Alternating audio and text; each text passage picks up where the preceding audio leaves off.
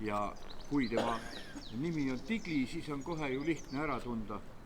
Kui tema nimi on ohakalind, siis seda tiglitamist ja seda nime ju kokku ei pane, aga kui ta nimi on Tigli ja kuuleme sellist häält, siis on palju lihtsam, nii et soomlastel on selle linnu tundma õppimine igal juhul lihtsam kui eestlastel.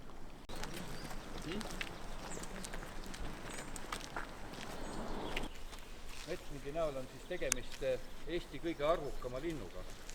Sobivad pesitsuspaikade arv sellisel hulgal väheneb. Ja see metsvindi laul, siia nüüd kenasti ära kastab, sellele on kunagi ammustel aegadel tehtud ka sõnad inimkeelsed, eestikeelsed, et siit metsast ei tohi võtta mõtteks pirru tikk.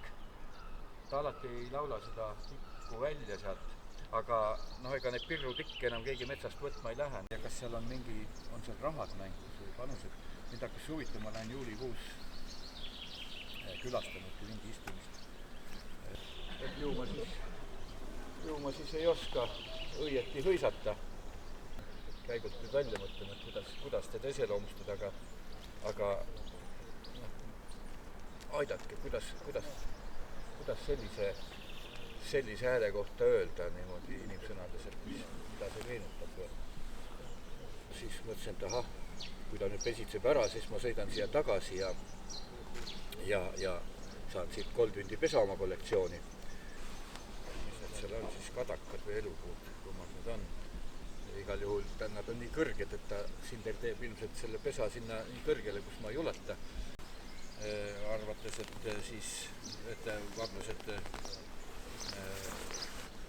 hävitavad nende riisisaaki, aga kui nad hävitasid ära vardused, siis saak kävines ikka, sest siis hävitasid selle need putukad, keda vardused sõid.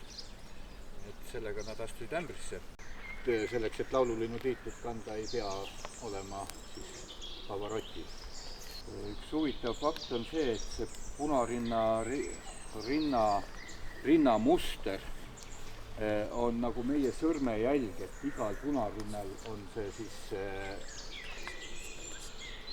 ainulaadne, mille järgi võib siis neid tuvastada. Peaaegu juba oleks kiivitaja valitud ja seal ongi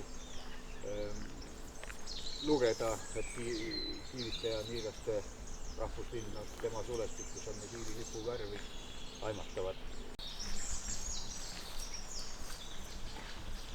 See on rohkem siniteadne, kui see on nooruke. Loodame, et meil ei tule näljaaega ja saavad tuvid ikka rahulikult elada. Laulu naudib kõrv, ta föödiäälset vilet. Interpreet on must kui tõrv, mul esiritta pilet. Ise must, kuid nokk on särav, kollane kui kullerkupp. Lahti ununeb mul värav, liidile jäi keema supp. Kuuseladvas on ta lava, laul on melanhoolne. Samal puul tal laulda tava, selmis hoovipoolne. Kust on pärit musikaalsus, kus solfeetsot õppinud? Geenides tal geniaalsus, sellega ma leppinud. Ja Jeff Beckil see Musträsta lugu on plaadil Hands. Et YouTube'ist on need lood leitavad, igavesti vahvad kuulata.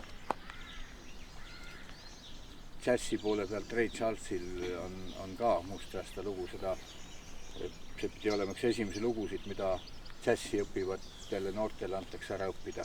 Rehvata siisikse parve selgelt jälle kuuleb suht harva või raamatus kuskil vaatasin, Paul Hatfield, guugeldasin, leidsin mehe kontaktid, kirjutasin Walesi mees,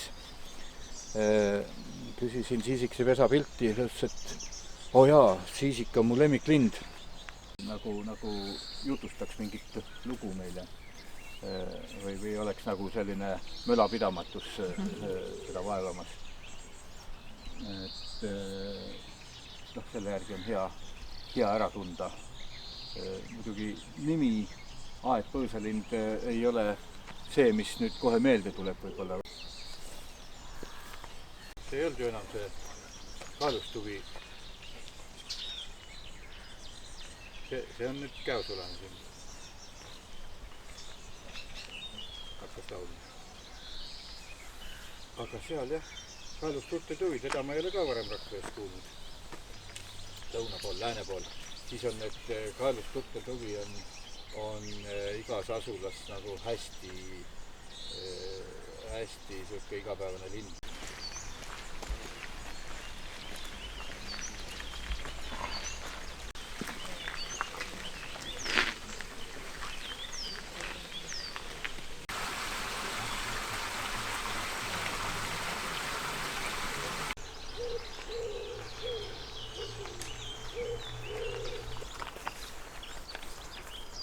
Praegult laulab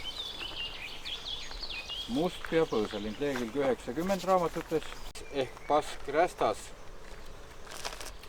See on üks õnnetu lind, sellepärast, mitte et tema sellest õnnetu oleks, aga